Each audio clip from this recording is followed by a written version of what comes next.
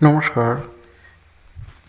DA নিয়ে আজকের একটি গুরুত্বপূর্ণ খবর, সেটা হচ্ছে এখানে একটি নোটিফিকেশন দেখছেন যে দ্য ডিয়ারনেস অ্যালাউন্স অথবা DA for all state government employees and pensioners of West Bengal shall be increased by 22% with effective from 1 July 2026। অর্থাৎ আগামী 1 জুলাই 2026 থেকে রাজ্য সরকারি কর্মচারীদের জন্য 22% ডিএ ঘোষণা করা হলো।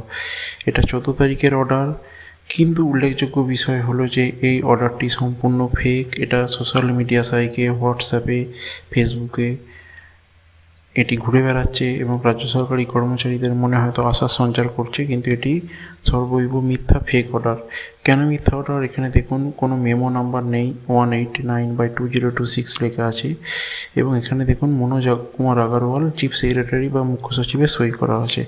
কিন্তু এই অর্ডারটি সম্পূর্ণরূপে ফেক এবং এই অর্ডারটি মিথ্যা প্রমাণের জন্য যেহেতু চারিদিকে ছড়িয়ে যাচ্ছে, তাই তার পরিপ্রেক্ষিতে আজ 16ই জুন কিন্তু মুখ্য সচিবের তরফ থেকে একটি অফিসিয়াল অর্ডার বার করা হয়েছে। দেখুন, 16ই জুন আজকে মুখ্য সচিব বলেছেন যে it has come to my notice that various dearness allowance enhancement order are being enthusiastically created and circulated on Facebook, WhatsApp and other social media platform in my name. অর্থাৎ মনোজ কুমার আগরওয়ালের নাম করে ডিএর যে বৃদ্ধির অর্ডারটা হোয়াটসঅ্যাপ, ফেসবুক এবং বিভিন্ন social media প্ল্যাটফর্মে ঘুরে বেড়াচ্ছে। তারপর তিনি বলেছেন যে while I sincerely appreciate the creativity আর generosity of the authors, I regret to inform that I do not possess the superpower required to grant DA increase in such magnificent percentage.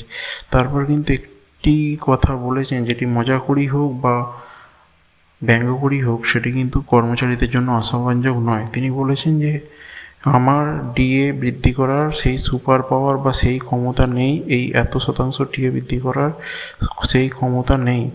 অর্থাৎ তারপর বলেছেন therefore all employees and pensioner kindly requested not to believe every viral order carrying my name and signature, please wait patiently until the state budget on 22 June 2026। অর্থাৎ তারপর বলেছেন যে প্রত্যেককে request করেছেন যে আগামী 22 জুন যে রাজ্য বাজেট আছে সেই রাজ্য বাজেটের জন্য অপেক্ষা করতে এবং তার নামে তার আগে যদি কোনো ফেক অর্ডার বেরোয় সেটি যেন বিশ্বাস না করতে।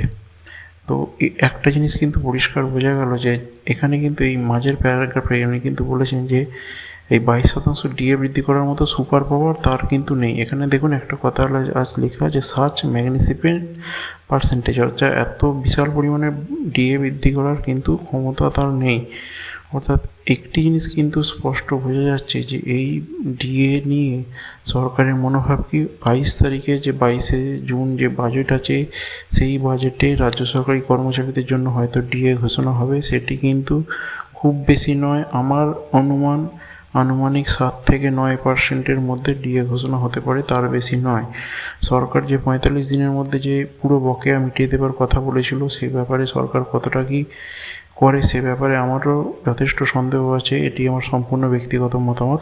তো দেখা যাক, সম্পূর্ণ দৃষ্টি কিন্তু এখন 22 জুনের বাজেট। সেই 22 জুনের বাজেট প্রত্যেক সরকারি কর্মচারীরা কিন্তু আশা করব যে এই 22% অর্ডার যেটি ফেক বলে সোশ্যাল মিডিয়ায় ছড়াচ্ছে, এই অর্ডারটি যেন পুনরায় সত্য রূপে মুখ্য সচিবের চিঠি রূপে প্রকাশিত হয়। আমরা এটুকুই আশা রাখব। ধন্যবাদ। ডিএ সংক্রান্ত আরও আপডেট পেতে থাকলে এই চ্যানেলটি অবশ্যই সাবস্ক্রাইব করে রাখবেন।